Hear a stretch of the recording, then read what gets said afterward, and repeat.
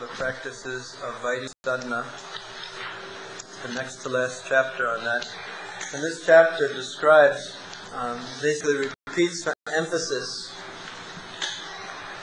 last five, or the most, not most important five, but the most potent of the different angas or parts of sadhana bhakti. Now these, well, what is the purpose of sadhana, Vaidhi Sadhana Bhakti? Does anyone know the verse, the Sanskrit verse where Rupa Goswami explains this? I've quoted it many times, but not in the last 2 weeks. You know it?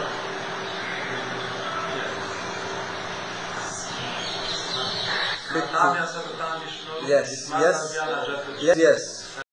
No. It's yes, because that is the purpose of it, but what is the goal of it? That is the means and the end. Yes, that's Kriti sadhya bhavet sadhya bhav sasaditya vi nitya siddhasya bhavasya prakatya riddhi sadhyata. That the kriti, the different activities that are performed, their purpose is to evoke bhava within our heart.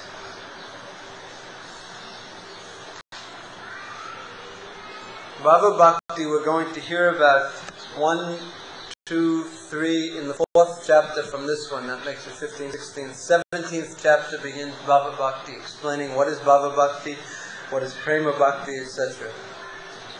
But the purpose of all the sadhana, it is not just to do the work, it is purposeful.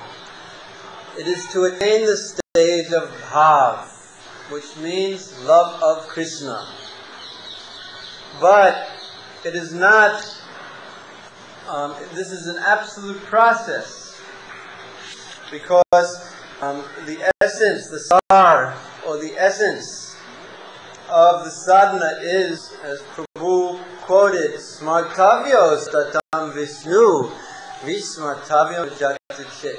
The essence of all the vidhi and the sheda, the rules and regulations, is to always remember Krishna and never forget Him. So it is not that when one achieves the goal of the sadhana, which is bhava, that one takes up, that one does something different. It is not that when one attains the goal that one changes his practices. This is the specific, absolute nature of Krishna consciousness. Is that one keeps on, even after one is a bhava bhakta or a prema bhakta or anything, one always remembers Krishna, never forgets Him.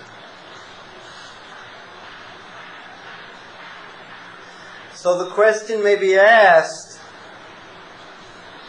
are all these different practices equal in importance? Now the first three were said to be most important. What are the first three? What is the first one? 1. Yes, that's the first one in the 9, but the first one in the 64. Yeah. Although Guru Parashray. So one should take shelter and then Shiksha Dikshanam.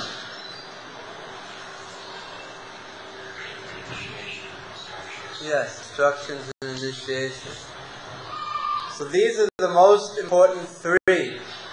But the most potent 5 are said to be these. One can't progress. One can't progress without those 3. And these 5 are very, very, very, very, very potent. And Rupa Goswami says that if one pays a little attention to any of these 5, or all of these 5, he'll make very, very quick progress. So we're interested in hearing these 5. In fact, in Chaitanya Charitamrita,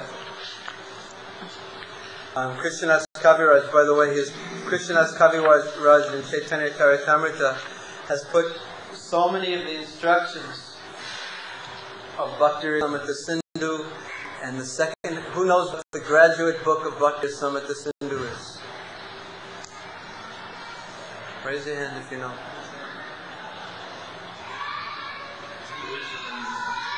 Ujjala Nilamani means the brightest jewel. Nilamani, the bright blue jewel that's burning so brightly, love for Krishna. So therefore Krishna reciprocates. But when our desire is actually only love of Krishna, Bhava Bhakti is Sudolabha. It is very rare.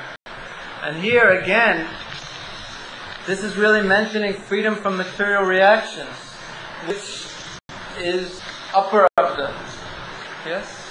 That's basically aparabdha karma. So, that occurs, and you can't say it hasn't occurred.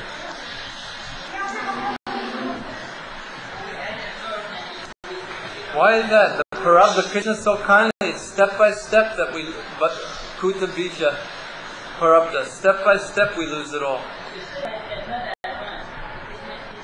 But what does it say? Read what it says. Read what it says. Read it out loud.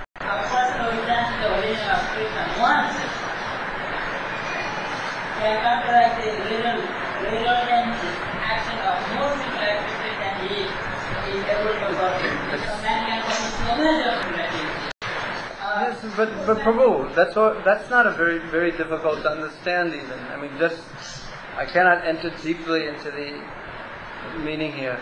But in your life, how many sinful deeds can you commit, and how many sinful reactions can you accrue that will, maybe in one life you can accrue 1 billion lives worth, okay? So with one Harinam that can be removed. But you maybe have been in this world traveling around for 10 zillion, quadrillion, billion years. So even though, that's what it says literally. Yeah. You also mentioned that one is chanting before it says chanting only one. You mentioned if it's chanting in Namabhash, definitely it removes so much sinful reaction. So much sinful liberation. If you chant the Srila Nam, then definitely all is reaction goes away. But if it's chanting in Aparad, how can you expect that the holy will take effect? Well, chanting Aparad means like the word. Anyway, I don't want to argue about it. Enough.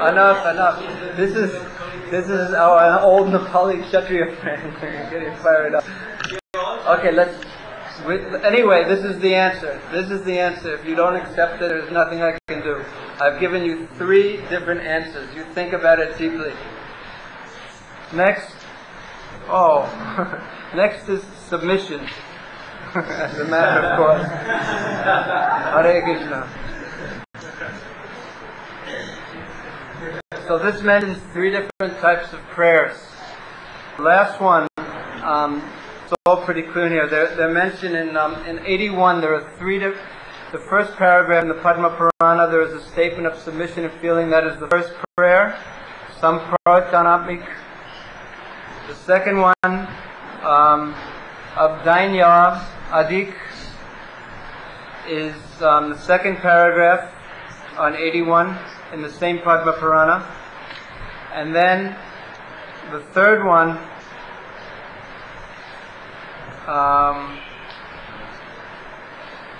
is the next paragraph on page 82. This Lala Samayi, the last one, is actually a very exalted state. It is actually on a very high state, on a different level than the other 2. The Prabhupada says that one should learn how to cry for the Lord. One should learn this small technique, and he should be very eager and actually cry to become engaged in some particular type of service. This is called loyam, and such tears are the price for the highest perfection. If one develops this loyam, or excessive eagerness for meeting and serving the Lord in a particular way, that is the price to enter into the kingdom of God. Rupa Goswami has put so much of the philosophy. That's why Prabhupada chose to translate Chaitanya Charitamrita before, or as opposed to translating Chaitanya Bhagavat, because there was so much more philosophy in Chaitanya Charitamrita, because Kaviraj Goswami, Krishnadas Kaviraj, has put in the philosophy of Bhakti Rasamrita Sindhu, he's put in the basic philosophy from the different Sandarbhas, he's put in the teachings, so many different things he's put in. So he has put in this point too about these 5. Now,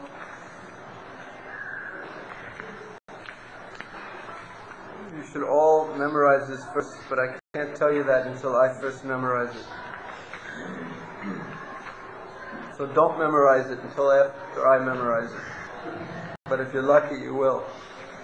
There's 2 verses here. There's 2 verses. Saru Sangha Nama Kirtan Bhagavat Shravan Mathura Vas Sri Murtira Sradhaya Sevana Shokolo Sadhana Shrishta E Panchanga Krishna Prema Janmaya E Panchera Alpasanga. One shall associate with devotees, chant the holy name of the Lord, hear Srimad Bhagavatam, reside in Mathura, and worship the deity with faith and veneration. These 5 limbs of devotional service are the best of all. Even slight performance of these 5 awakens love for Krishna.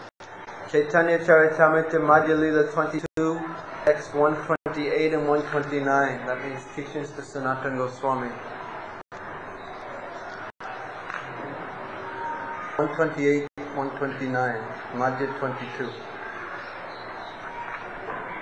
Panchanga Krishna Prema Janmaya, that these Sakala Sadhana Shrestha, the best. Shrestha means the best. So Shakal means all. Sadhana Shrestha, all the different parts of sadhana, the best is 8 pancha, these panchanga. These 5 are the best. Krishna Prema Janmaya. Janmaya means what? Giving birth.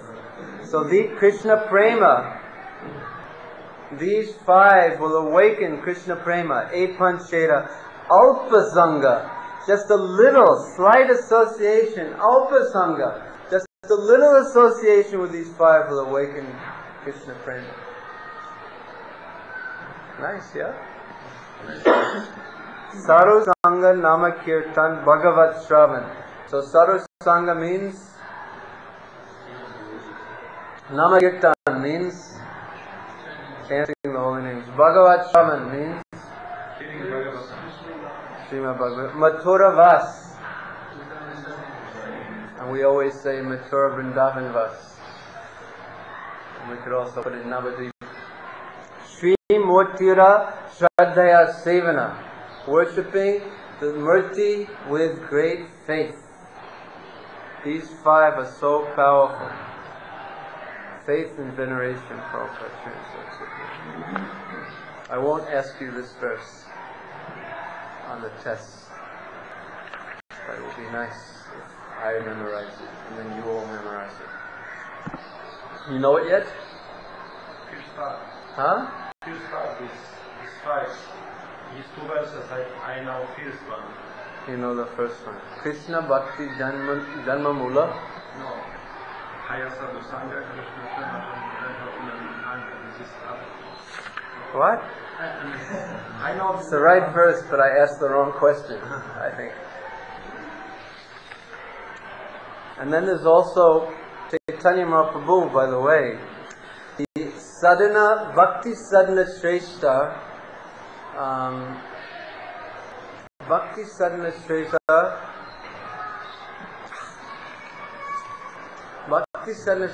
Prabhu Upadesha Koila Nama Sankirtan. I can't remember the second line. That Sarvabhauma Bhattacharya asked Chaitanya Mahaprabhu, of all the sadhanas, which is the one Shrestha? And Prabhu Upadesha Koila, he instructed him, Nama Sankirtan.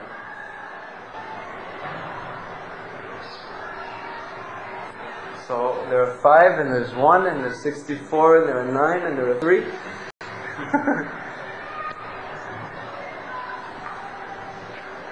Nice verses, yes? So now we'll go over these, and I don't think we'll They are self-illuminating, so we cannot do very much to glorify them. They are already so glorious. Rupa Goswami has stated that 5 kinds of devotional activities: residing in Mathura, worshipping the deity of the Lord, reciting Srimad Bhagavatam, serving a devotee, and chanting the Hare Krishna mantra, are so potent that a small attachment, alpa sangha, a small association or attachment for any one of these 5 items can arouse devotional ecstasy. What is devotional ecstasy? What is that Prabhupada's translation of? Bhava Bhakti. Bhav. Love, devotional ecstasy. Even in a neophyte. So someone could say, well, how can a neophyte get bhava? Because if he gets bhava, he's no longer a neophyte. Yes. So it will turn a neophyte into an advanced devotee. What are the 5? Name one. And Vrindavan too. Huh?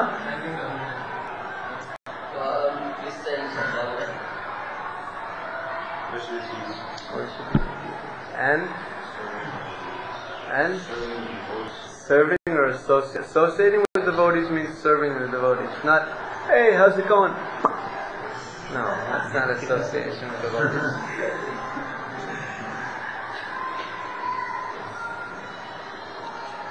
When you study Nectar of Instruction, Rupa Goswami has given a nice verse on how to exchange love with devotees. What is that verse? Who knows? Guyam akyatichite mukte bhojayate chaiva sadvidam priti lakshana. Regarding, so Prabhupada's going to start with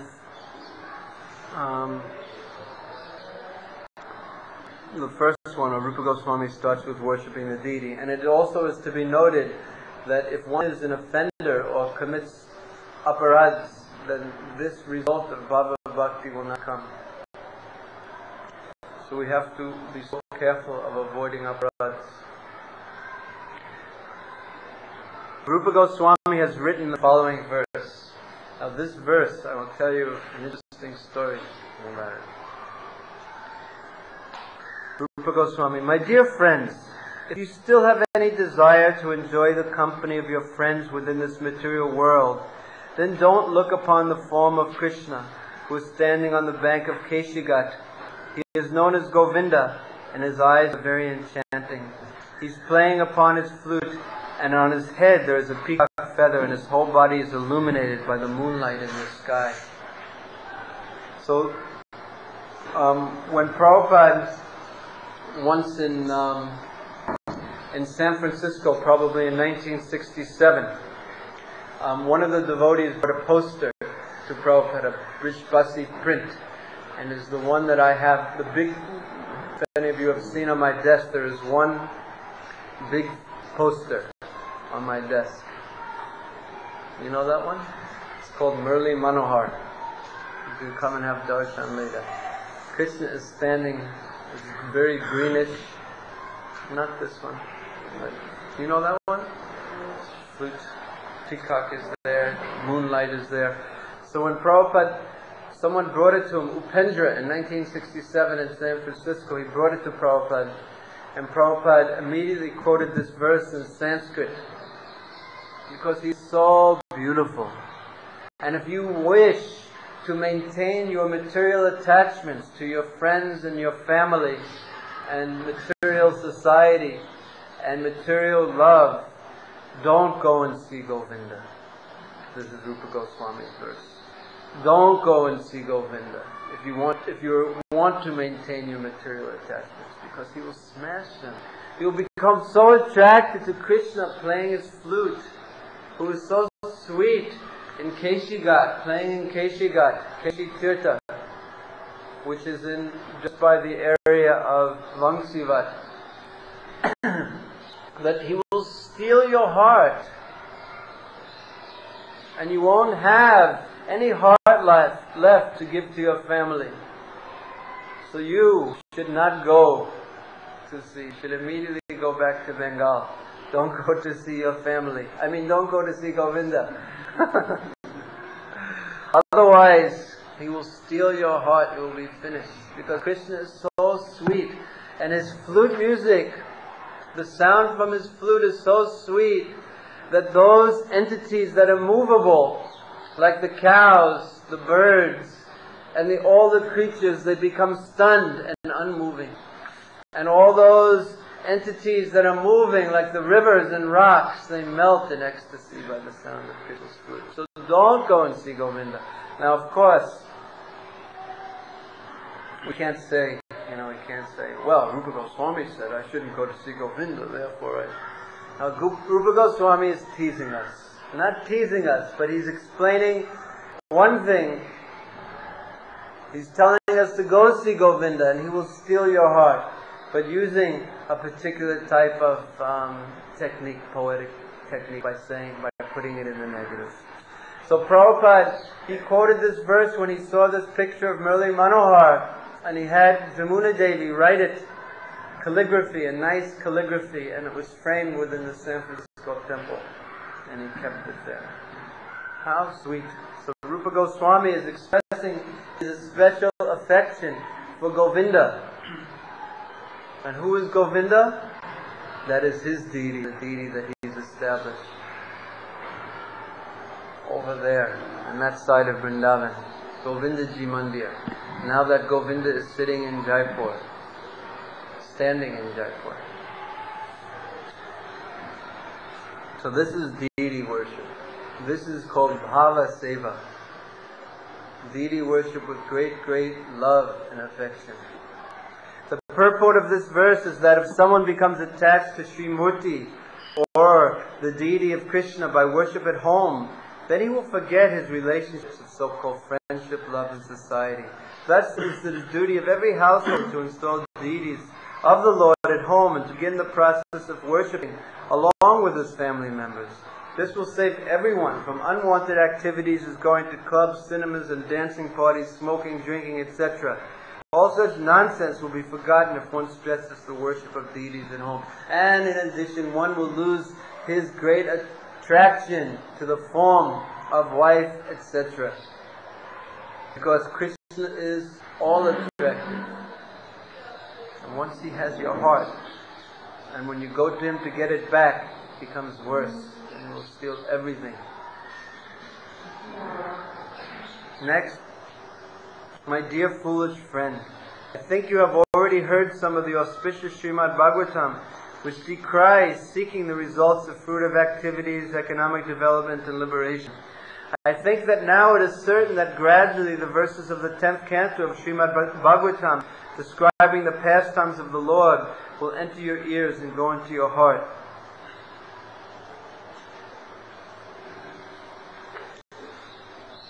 So, reading the 10th canto, which Prabhupada published first as Krishna book, is very important, but one should not read it in improper consciousness, and Prabhupada explains that, and nor should one dwell on it if one is not on the proper platform. Why? Because simply one's mind will become materially agitated. Rather than being in transcendental bliss, one will attain mundane lust. And one should not do that. So therefore, Prabhupada describes,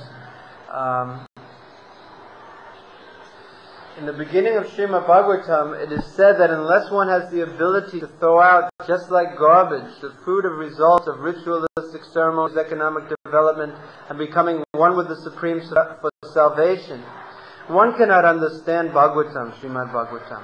The Bhagavatam deals exclusively with devotional service. One who studies Srimad Bhagavatam in the spirit of renunciation can understand the pastimes of the Lord which are described in the 10th canto. In other words, one should not try to understand the topics of the 10th canto, such as the Rasa Lila, unless he has spontaneous attraction for Srimad Bhagavatam. One must be situated in pure devotional service before he can relish Srimad Bhagavatam as it is. Otherwise, one's mind will undergo material transformations. And this is not good. and materialistic reciters of the Bhagavatam, especially you'll get this in Vrindavan, wish to attract materialistic hearers of the Bhagavatam, and therefore they go to, when they have a Bhagavat Saptaha, 7-day reading of the Bhagavatam, they only read this Ras Panchadhyaya, this 5 chapters of the 10th canto, which deal directly with Krishna's very intimate Rasa Leela dealings with the gopis. So materialistic speakers to get materialistic followers will do this. But it is not in the line of Srila Bhaktisiddhanta Saraswati Thakur, and Prabhupada spoke very much against this type of Bhagavad Saptaha. But he did not mind 7 days of hearing the Bhagavatam, but specifically this specific type of Bhagavad Saptaha he was against. Yeah. What does it mean spontaneous attraction to Bhagavan? Huh? What does it mean spontaneous attraction to Bhagavan? It means that one has done what he has previously said, and one must be situated in pure devotional service before we can relish Srimad Bhagavatam. In the Dallas temple, they have some very nice oil paintings from Rajasthan. Somehow I have copies of this in my room. Notice that? No, they look pictures of Krishna stealing the dress of the gopis. Beautifully done, but for the first time in the temple, it's difficult to explain. Did you see them Yeah. the first time you went in the temple? Yeah. The first time you didn't know anything about Krishna consciousness, and you. No, I didn't go to Dallas the first time. Yeah. But when I went into the way. Yeah. And you had a hard time explaining it? No, but when somebody else came for the first time into the temple, on a Sunday program, Yeah. then I want to know what those pictures meant. And then Yeah. you go to the Krishna seeking and you say to God. And what did you explain? What I've been told, it's difficult to explain. It's not difficult to explain. It's very straightforward. It's difficult to deeply enter into and not become materially disturbed, because that is a very intimate Leela of Krishna's. So it's not difficult to explain. Otherwise, and Prabhupada did it, and he published the Krishna book, and he wanted that big mice upstairs. And he wanted that book widely distributed. So it's not that we have anything against these Leelas of Krishna. There was a question that came up, was it correct to put those pictures in the temple and it's supposed to be teaching us? You asked His Holiness Tamal Krishna Maharaj. Prabhupada put a very similar picture in the Krishna book, and he wanted that book. You know how many copies of the Krishna books were distributed? Millions. Do you think that's improper? Just pointing that these things, if one just dwells on these things prematurely, it won't do him good.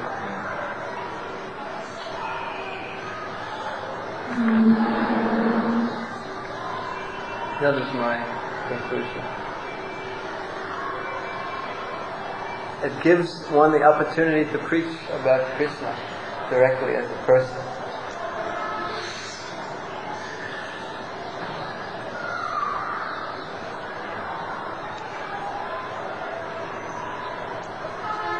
Did you ever ask His Holiness Tamal Krishna Maharaj this? You're right.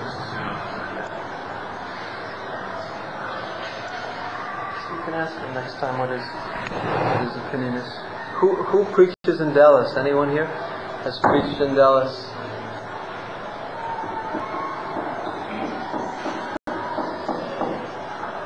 Oh, Chaitanya Chandra, we should have asked him when he was here what he thinks. Because they bring so many people through there. People who, the first time, there's one lady who was here, this interfaith lady, this lady who was the one who spoke to you yesterday. She spoke. What was the nature of her talk, by the way? What did she say? Huh? She appreciates our movement. She said how important we are. How important you all are. That how there's a trend in world, there's a change in world events that are bringing about sort of opening ideas. But she's been in the Dallas temple many, many, many times, and she doesn't. But she has to have Krishna Maharaj explain it. Well, the devotees have to explain. That's our business, to preach. But sometimes it's very difficult, especially in Russia. We're careful about all the stories. Huh? Because when we preach, we're careful about all the stories. Even among the devotees, because it's really difficult for Westerners. Then why did Prabhupada, if it's so difficult for Westerners, why did Prabhupada publish a Krishna book in 1970? Yabat. I didn't realize you were a Yabat previously. Altogether with purpose. Huh? Yes, well that's enough. The devotees have to provide the purport in the explanation. Yeah. India, most of the all historical temples are covered with that artist. And Nepal, also like that. Once I asked Master Maharaj, and he said, in order to before entering into the temple of God, he said, It's different. Well, I can't even hear what he said before I can understand how different it is. No, he's saying that our temples, outside the temples, they're depicting sculptures which are not connected. Unclothed entities. Yes. So he said that the people, it's a test for people to enter the temples. So it's a different topic. Different topic. When you're reading Krishna book, most people would start from chapter 1 and work to chapter 11. So therefore they're in a position to stand the pastimes. But when you're taking someone on a tour of the temple for their first time in 10 or 15 minutes, you can't say, well, excuse me, and then you sit down and you read the whole chapters of Krishna book. So Probably they start on the left side of the temple room and work all the way around before they get to the right side where that picture is. First you have to understand who Krishna is. That's what next I'm going to tell Professor Bihari next in your speaking class. Everyone will practice explaining that. even if he's No, actually, if you know the mentality of people, what are they going to do? So they'll look through and they'll see that picture and then they'll read immediately that part. That's the nature of people. But you should read how Prabhupada explains it. Well, see, that's what one should do. One should read how Prabhupada explains it. It's not Naimitic Leela. It is Nitya Leela. It is something that's very intimate and eternal.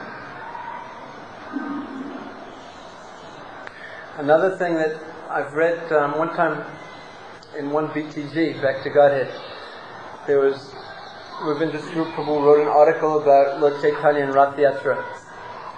Who's read that article? Now that is a very difficult thing to explain, in the same way that this is a very difficult thing to explain. What is the meaning of Rath Yatra? Taking Krishna back to Vrindavan. Very, very, very intimate, because you have to explain about the love between Radha and Krishna.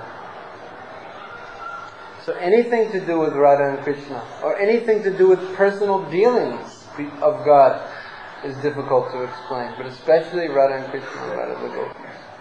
But if someone understands that Krishna's dealings have nothing to do with the experiences of someone who is a conditioned soul, then they can grasp the concept. They grasp the concept. In the first canto of the Bhagavatam, in chapter 11, Krishna enters Dwarka. And what does he do? Who knows that chapter?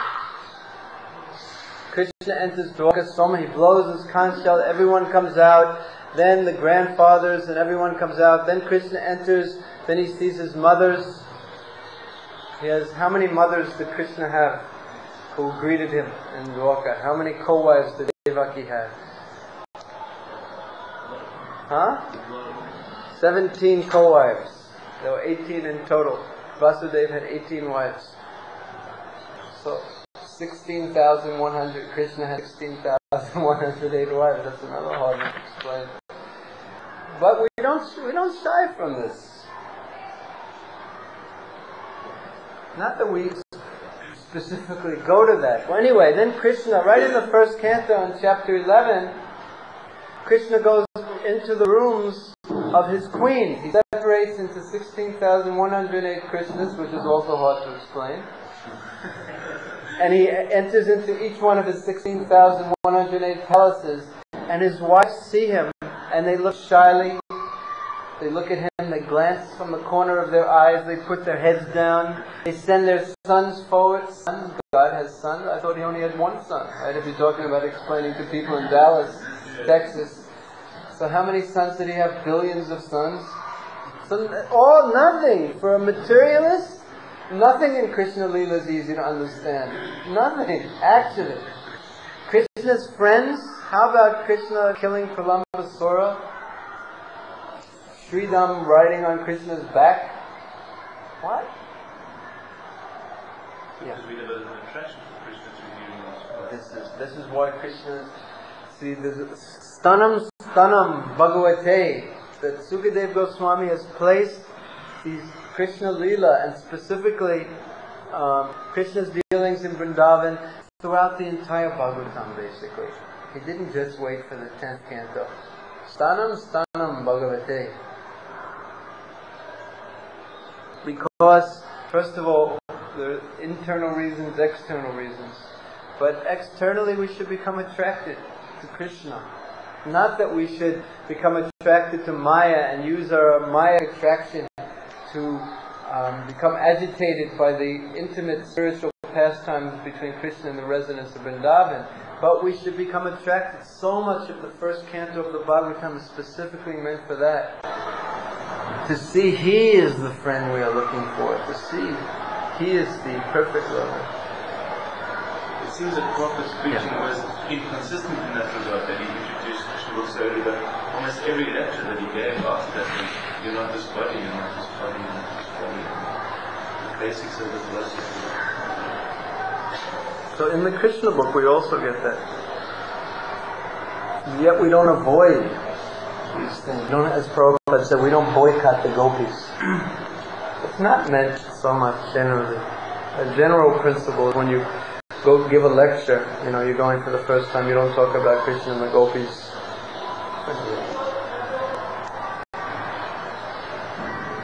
Yeah.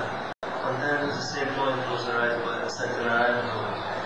He said, generally people in India, they easily accept Brahma as God. Because it's difficult for them to accept this Krishna Leela. Because all these things which are going on in Leela is really unacceptable. But to speak about Westerners. But sometimes Westerners have an easier time than the Indians.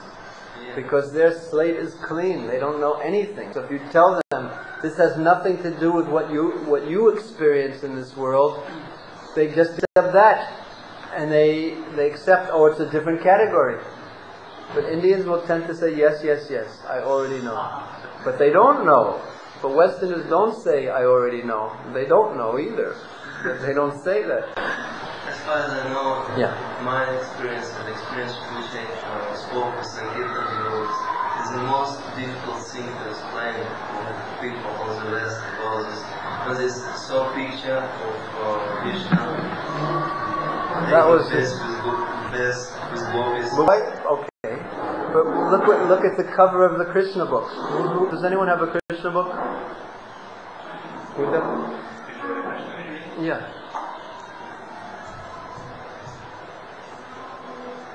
Yes. Anyway, the general principles we read from the Bhagavatam from the beginning. And this instruction is for devotees. May I offer a realization that this is important to Prabhupada's books, because we can speculate when is somebody ready to hear about this or how to present it in a matter that they'll understand. But if we can just present the essence of the philosophy and then say, read this book and it will tell you that. And then we don't have to worry about being incorrect in our presentation.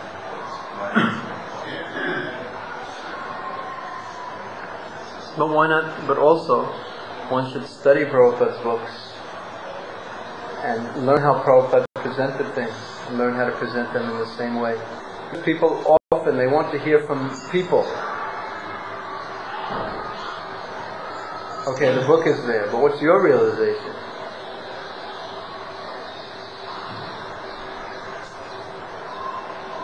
The whole concept of Radha and Krishna, we can't avoid it. We don't want to avoid it. We have deities. Here's the cover. Intimate? How many of these were, let's see what, this is an old version. Now how many of these were, this is a trilogy.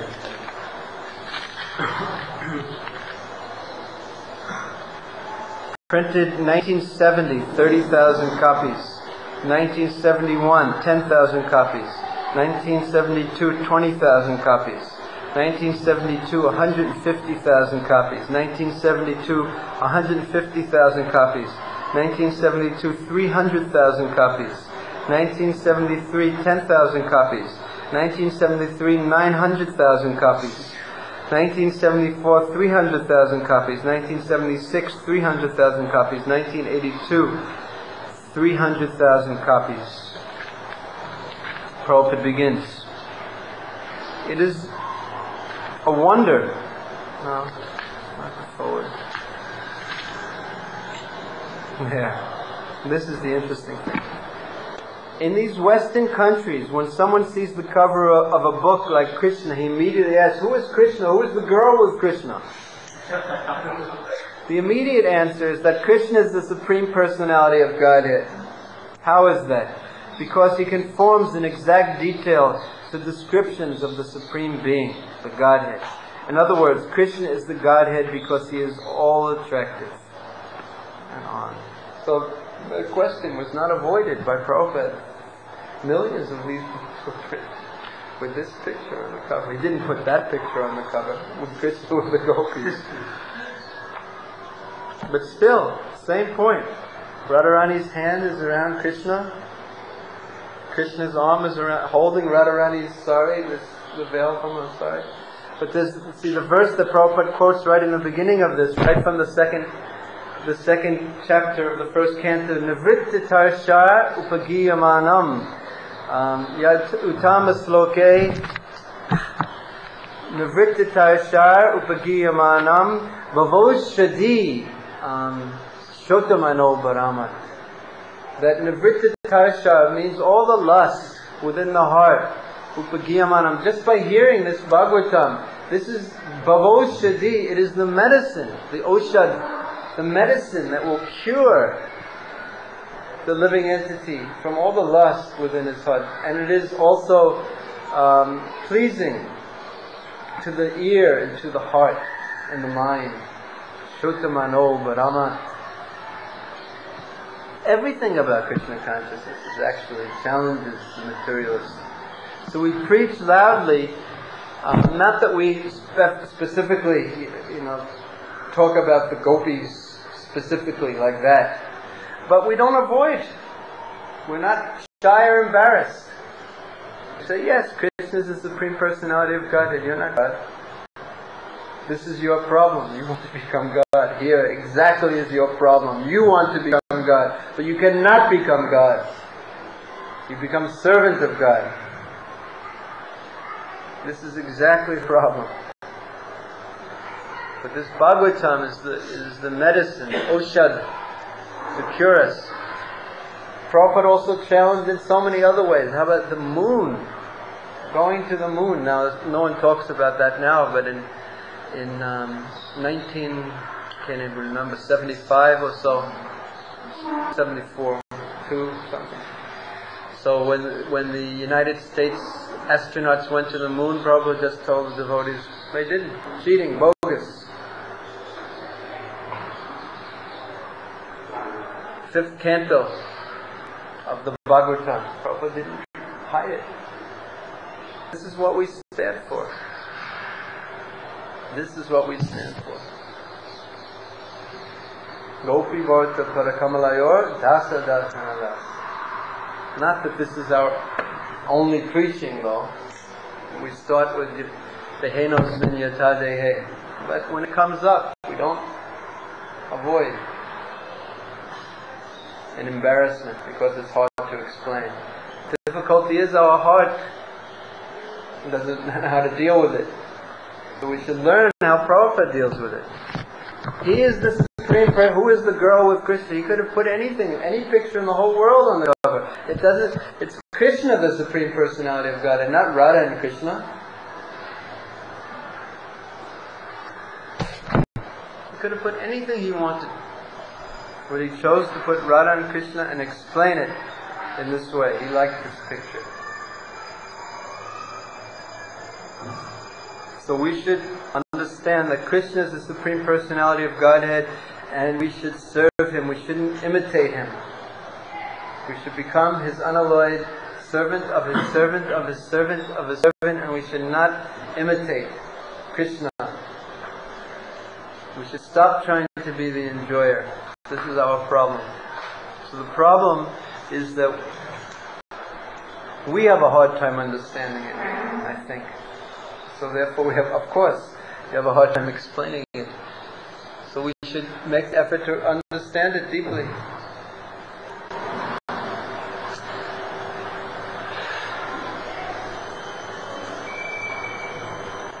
Okay, we've managed to not go past the first page. These 5 are so potent that you cannot easily go beyond even one of them. It's a very difficult topic here. One other topic every time someone asks a question, I say, wait, it's coming up, it's coming up. You know, are these things exaggerations? Is it true? Why doesn't it happen to me? So finally it's coming up. It's come up and we will read it. Page 111, the second complete paragraph. In these statements about devotional service, sometimes it may appear that the results have been overestimated. This is so many times this question has been asked. But actually there is no overestimation. Some devotees, as revealed scriptures give evidence, have had immediate results by such association, although this is not possible for all. For example, the Kumaras immediately became devotees simply by smelling the incense in the temple. Actually, they smelled the fragrance of the tulsi leaves, of the lotus feet coming from the garland carried by the breeze. Bilamangala Thakur simply heard about Krishna and then immediately gave up his beautiful girlfriend and started out for Mathura and Vrindavan, where he became a perfect Vaishnava. So these statements are not overestimations, nor are they stories. They are actual facts, but they are true for certain devotees and do not necessarily apply to all. These descriptions, even if considered overestimations, must be taken as they are, in order to divert our attention from the fleeting material beauty to the eternal beauty of Krishna consciousness. And for persons for a person who is already in contact with Krishna consciousness, the described results are not unusual. So 2 things. One is these things, the full potency as these statements have described of the different processes of sadhana bhakti have occurred. They have been exhibited by sometimes to some devotees, sometimes to people who aren't even devotees, and they can very easily occur to devotees. They are not just exaggerations with no basis in the truth. But even if they will not happen to everyone, it is important, essential for all the devotees to hear them with faith, understanding that this can occur. Why? Is because we need different things to attract us to Krishna consciousness, away from the fleeting but very attractive pleasures of the material world. We need to hear these things. Oh, let me smell the incense. Let me put the garland on me of the Lord. Let me enter into the temple. Let me circumambulate the temple. Let me live in Vrindavan. Let me chant the holy name. Such wonderful effects can occur. Let me do these things. Otherwise, if we don't have these type of excitements, what will attract us from the material world if we're not already attracted to the fragrance of the lotus feet of Krishna? Yeah, I can relate to this actually because the first book I read was Krishna book. So when I read it, there was a clash between Radha and Krishna. So I started reading because I'm a young person. Everybody, most of the person attracted by love is itself. So I said, why not do this? It's interesting. So in this way I can know that it's not only relevant. And also Vishwanath Chakravarti Thakur explains in the commentary on the first verse of Srimad Bhagavatam on the Janma Gyasyataha verse, and Prabhupada includes his comments in the purport that unless you understand that this rasa, or the tendency for a young boy to be attracted to a young girl, unless you understand where that comes from Krishna, the reflection of the Adiras, the original relationship with Krishna, you cannot get free from it. So of course it's not the topic for, the first person comes to the temple for the first day. But this is a fact. Not that we specifically dwell on it either. But this is a fact. And you can't avoid it. You can't avoid these feelings unless you are attached to the lotus feet of the service of Radha and Krishna. Unless you deeply understand you're a servant of Krishna's enjoyment. You cannot become free from mundane sexual attraction. This is where it really exists. If you just try to block yourself out to it, it will always follow you and it will always attack you. So that's how we deal with it at this point in our Krishna consciousness. But it's always attacking us. So we have to actually know that it belongs to Radha and Krishna in its pure form. And we should pray when we become attacked by these type of desires. We should pray for the shelter of Radha and Krishna and pray for them and their devotees. We should call out loudly. How Raghunath Das Goswami says that. He compares lust to a highwayman. A highwayman steals our valuables. The lust steals the most valuable thing that we have, our Krishna consciousness. It will come right in and steal it. So just like one should call out for help as soon as one starts screaming for help, that's what when you become attacked, the first thing that people do, they'll cover your mouth so you can't scream. And the first thing you do when you want to do is scream as loud as you can for help. Police, police, police. Of course in India you can't get help from the police. They'll come and also take your money, and then they'll capture the criminals and take their money, and then take your money, and they'll take everyone's money. But we should call out for help in the names of Krishna and the great devotees. We should cry out as loudly as we can whenever we become attacked by the highwaymen of lust. And always, just by the calling out, these highwaymen become frightened and go away. Because Maya Paite Abhimuke Balajamanam. That means that Maya is like a shadow. And the shadow always stays behind. So Maya is ashamed, Balajamanam. She cannot stay in the presence of Krishna or Krishna's devotees. Krishna Soya Sam Maya Haya Andakar. We have to develop this attraction to Krishna, actually. Eventually. We have to become attracted to Krishna.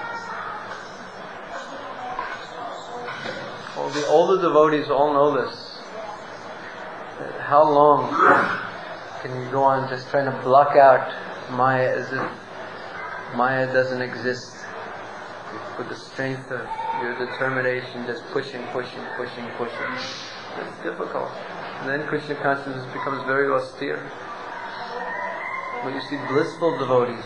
Why are they blissful? Because they have an attraction for these 5 things or some other anga of Krishna consciousness. But it's an attraction. They like it. They have that taste. Preaching, book distribution, anything that puts them in contact with Krishna that they get that taste from, they like it. Okay, we'll stop. Last question. Is it proper that usually people are discovered on other places in Russia? They usually are more. What?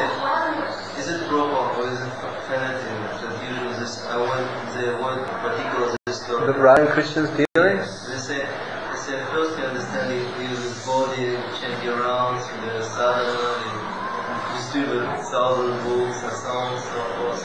And when, as for me, when I arrived in Vrindavan, I was astonished how much is prevalent devotees discussing it. What can you do in Vrindavan? How can you avoid in Vrindavan? You go to Govardhan, you go everywhere, Radha Govinda. These devotees especially did well in their homework last week. Gaura Nataraj Prabhu, Krishna Bringa Prabhu, Vinod Bihari Prabhu, Narottama Prabhu, Krishnadas Kaviraj Prabhu, Madana Mohan Prabhu, Narayan Dwara Prabhu, Amit Srinivas, Vikash, Yuktesh, James, and Amit. 2 Amits. We should omit 1 omit. Hari Baba, 2 times you have put his name. Hari, see? I usually, when I preach, I just follow the purports in the book. If they talk about it, Prabhupada has talked about it, I talk about it. Prabhupada doesn't talk about it. Okay.